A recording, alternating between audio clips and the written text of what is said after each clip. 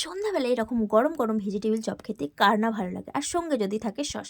So hello guys, আজ আমি বাড়িতে বানিয়েছিলাম ভেজিটেবিল চপ। ভেজিটেবিল চপ বানানোর জন্য গোটা লঙ্কা, গোটা জিরে, গোটা ধনে কড়াতে ভেজে নিয়ে সেটাকে গুঁড়িয়ে রাখলাম। অন্যদিকে আলু, গাজর, বিটগুলোকে সেদ্ধ করে নিলাম, আর এদিকে দেখো বাদামটাকে ভালো করে ভেজে তুলে রাখলাম। এরপর কড়াই তেল দিয়ে তেলটা গরম হয়ে যাওয়ার পর পেস্ট করে রাখা জিরেটাকে কড়াতে তেলে দিয়ে ভালো করে ভেজে নিলাম। দেখো একটু ভাজা হয়ে যাওয়ার পর এর সাথে অ্যাড করলাম কাঁচা লঙ্কা কুচি। কাঁচা লঙ্কা কুচিটাকে দিয়ে একটু নাড়াচাড়া করে নিলাম।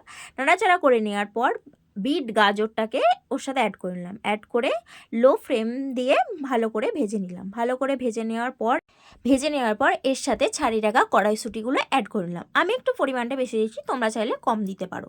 তো সে দেওয়ার পর ভালো করে ভেজে নিলাম। তারপরে আলুটাকে অ্যাড করলাম। আলুটাকে অ্যাড করে ভালো করে ভেজে নিলাম। ভেজে নেওয়ার পর ওর সাথে অ্যাড করলাম ভেজে রাখা বাদামগুলো। দেখো ভেজে রাখা বাদামগুলো দিয়ে দিলাম। তার সঙ্গে দিয়ে দিলাম গুঁড়িয়ে রাখা মশলাগুলো ওর সাথে অ্যাড করে ভালো করে নাড়াচাড়া করে নিলাম। এরকম লো ফ্লেমে ভাজতে ভাজতে দেখো মশলা প্রায় আমার তৈরি, পুরো তৈরি হয়ে গেছে। এই যে নামিয়ে নিলাম থালাতে, একটু ঠান্ডা করতে দিলাম। তারপরে হাতে তেল নিয়ে নিলাম। তেল নেওয়ার পর আর এই দিকে দেখো ময়দা নিয়ে নিলাম। ময়দা একটা পাত্রে, আর একটা পাত্রে একটা ডিমকে ফাটিয়ে গুলে নিলাম। আর এইদিকে দেখো লেড়ো বা টোস্টকে গুঁড়িয়ে আর একটা পাত্রে নিয়ে নিলাম। এবারে হাতে দেখো ওই পুরটাকে নিয়ে ভালো করে শেপ অনুযায়ী বানিয়ে ফেললাম। দেখো একটা ভেজিটেবিল চপ আমার তৈরি হয়ে গেল। এইভাবে বাকিগুলোকে এক শেপ অনুযায়ী করে নিলাম। এরপরে কি করলাম, কড়াতে তেল গরম করতে দিলাম। তেলটা গরম হয়ে যাওয়ার পরে ওই ভেজিটেবিল চপটাকে নিলাম। প্রথমে ময়দার সাথে কোট করলাম। তারপরে ওকে ডোবালাম ওই ডিমের সাথে কোট করার পর ওই লেড়ো গুঁড়োটার সাথে ভালো করে কোট করে দেখো তেলে ছেড়ে দিলাম। দেখো তেলে ছেড়ে দিলাম।